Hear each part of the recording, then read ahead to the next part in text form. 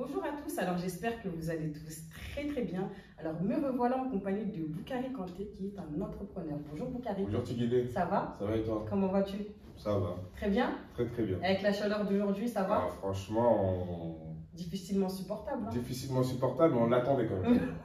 Franchement, on l'attendait. Et maintenant que c'est là, on se plaint, on n'est jamais satisfait. Mais bon Boukari, j'aimerais que tu te présentes en quelques mots.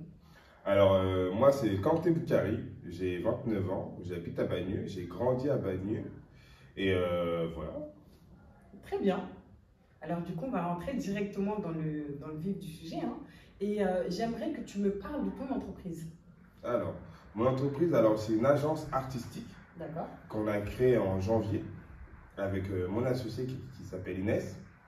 Donc, affranchi, tout simplement, c'est l'idée que l'artiste ait un savoir-faire, un savoir-être et des connaissances spécifiques dans un domaine artistique. D'accord. Donc, pour le développer, tout simplement, on a créé 3 modules, 3 offres en fait. D'accord. La première, c'est la formation, qu'on appelle la capsule.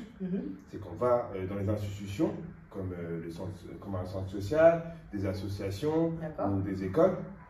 Et l'artiste, il enseigne son art aux élèves. La deuxième semaine, on est sur l'aspect pratique. 3 jours de pratique et 2 jours de découverte. Et 2 jours de découverte. D'accord. Très bien. Alors vous, vos plus grandes missions, si je comprends bien. Ça, c'est la première. Ça, c'est la première mission, celle que tu viens de me citer. Je pense qu'il y a d'autres missions qui sont fondamentales hein, dans votre Bien sûr. On a entreprise. 2 autres. Donc la deuxième, c'est avec les marques, avec les entreprises qui viennent de débuter, les jeunes entrepreneurs. On met l'artiste comme un influenceur.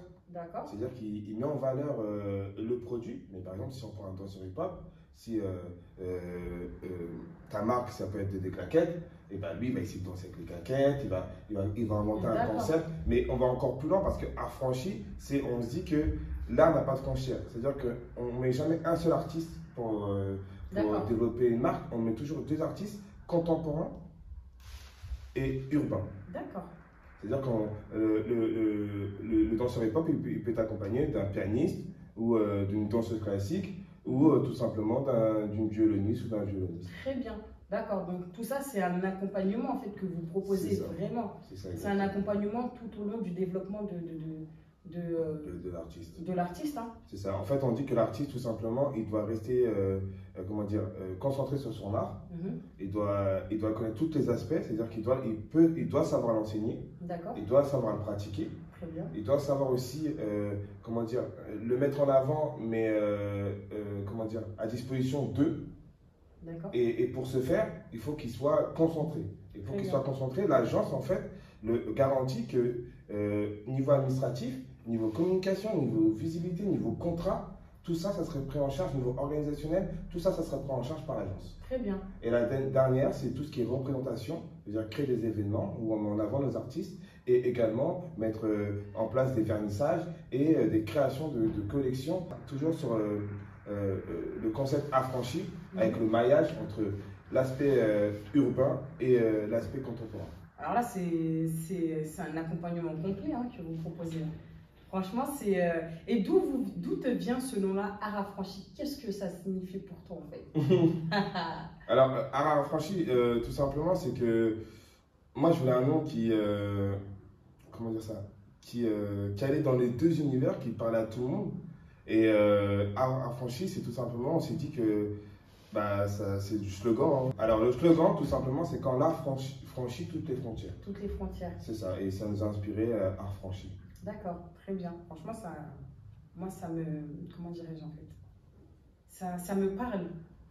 Merci. Et en plus du slogan, ça me parle encore plus. C'est universel. C'est universel.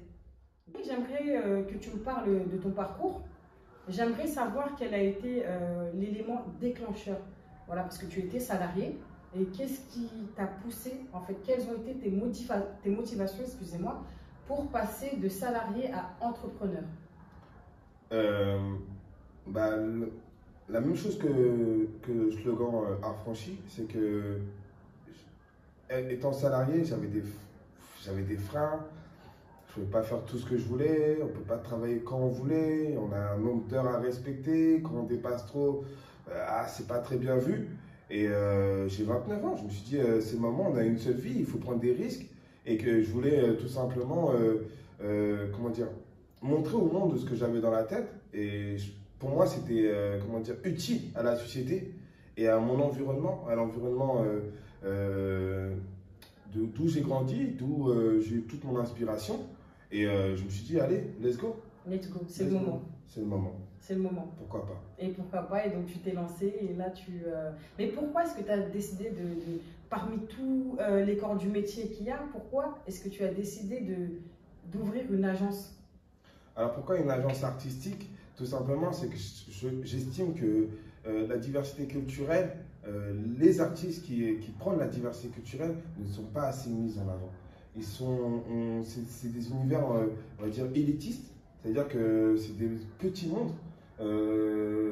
Et finalement, bah, le reste, c'est que des représentations, des fois, dans des villes. Si tu as de la chance, tu peux avoir un petit local, mais il y a peu d'accompagnement, il y a peu de structuration, il y a peu d'organisation des artistes issus de la diversité culturelle.